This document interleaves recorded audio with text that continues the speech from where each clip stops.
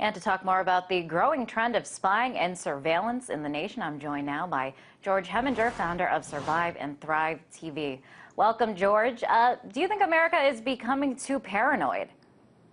I think America and the politicians that run this country are forcing a new era of totalitarianism and spying on fellow Americans. And with the economic collapse that's on our plates right now, you can kind of expect more totalitarianism and more spreading of fear-mongering by our government. George, so totalitarianism is a very extreme word. Why would you go as far as to use that word?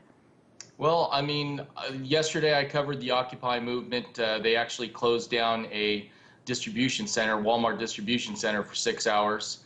And the government is now arresting leaders of protest movements across the country, and they shut down the Occupy movement basically with a coordinated attack. And if that isn't a attack on freedom of speech and our liberties, I don't know what is.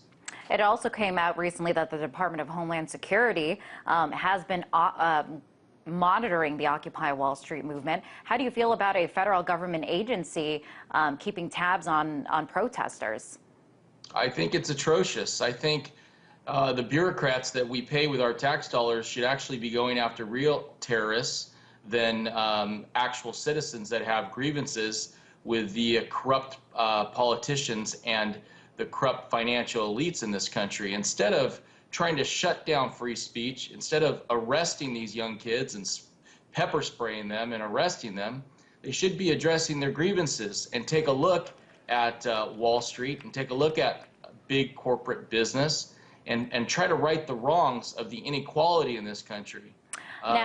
Earlier, George, we saw what activities count as suspicious: changing your appearance, paying with cash, and so forth. These are things that almost everybody does at some point in time. Does almost anyone, therefore, qualify to be on a terrorist watch list? Well, I actually read the 25 flyers that the FBI underneath the Communities Against Terrorism passed out, and they actually encourage people to call in at a number and mention a secret phrase, tripwire. So it reeks of kind of a secret Stasi reporting on your fellow citizens. But here's some of the businesses that they targeted with those flyers. Hobby shops, if you're interested in remote controlled aircraft. If you're at a hotel and you don't want maid service. If you're at a mall and you arrive with a group of individuals split up but are still communicating by phone, that could be a dry run for a terrorist activity. I feel like a lot of us are guilty of some of those things at some point in time. Watch, next time you go to the car rental shop and you rent a car, watch the questions they ask you. I've talked with a couple of my subscribers at my YouTube channel. They want to know where you're going. They want to know what you're doing. And they're going to question you if you pay cash. These are not anyone's concern with your private movements in a vehicle that you're renting. This is just overreach of authority and overreaction to a so-called terrorist threat.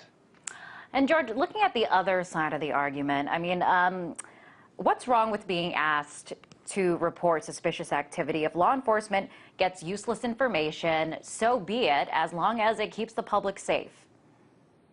Well, that's the balance. You know, the balance that we have to come to in this country is safety versus security. And when you give up your liberties and you give up your freedom and you give up your privacy for safety and security, I'd say you've given up your freedom in general. I mean, you've lost the whole point of it. It's keeping a balance. It's keeping a balance of keeping the public safe, but without infringing upon our rights that are guaranteed by the Constitution. That's the tricky part. And also brought to light recently, the New York Police Department monitoring Muslims. This includes keeping a close eye on Muslim mosques, Muslim students, simply due to the fact that they are Muslim. So are certain ethnicities and religions more likely to fall victim to spying? Sure. I mean, they may be monitoring Muslims right now that you may not have a problem with. I have a problem with the civil liberties aspect of violating that. but soon they may be monitoring people that happen to own guns legally. I mean, if you look at those 25 flyers, they talk about martial arts and paintball. You know, if you go play paintball and this is quoting the flyer, if you're converting large plots of rural land to paintball fields or military-style training camps, you could be a low-level terrorist. I mean, the NRA should take up issue with some of these issues. I mean, this affects the left and it affects the right. It's an overreach by the FBI and government authority. I guess we all better watch ourselves when we're in the paintball field. George, thank you for weighing in. That was George Heminger, founder of Survive and Thrive TV.